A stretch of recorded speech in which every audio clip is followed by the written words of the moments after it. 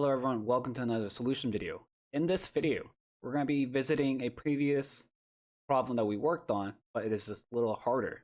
So, we're given an integer input and we're going to count the number of times we can do the digit sum on it until it becomes a single digit. So for example, if we had a number of 84,001, if we do the digit sum once, it's 13. On that 13, I do another digit sum, it becomes 4. Therefore, the number 84,001 takes 2 steps to become digit of 1. Our goal is to write a program that can handle this for any number or any integer. So let's start with our input. We're going to grab num as an integer input to our value here. Perfect. Let's do our processing and output.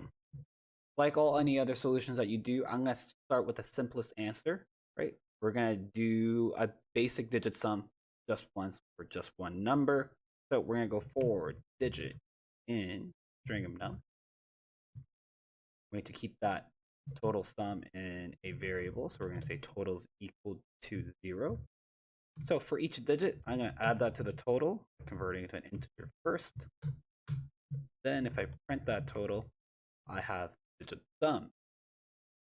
If I were to enter 84,001, we get 13.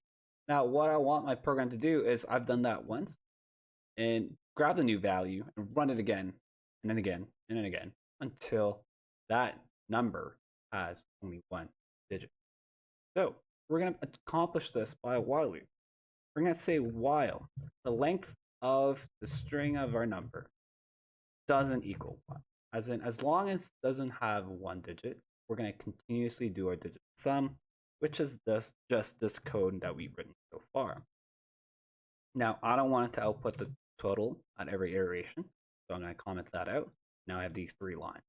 What it does is it looks at the number variable, converts it to a string, and grabs the digits and add it to the total.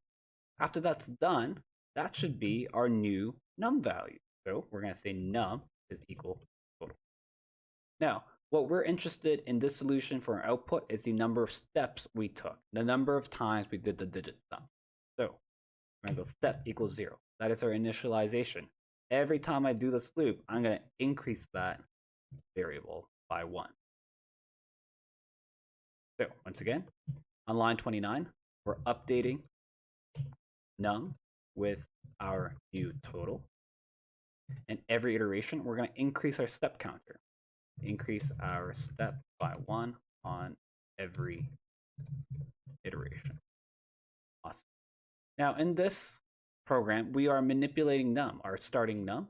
So what I want to do is also keep track of our starting value by saying variable start is equal to our original num value. So that is the end of our while loop. And right here was the end of for loop. Let's set up our output print statement. We're going to output that start took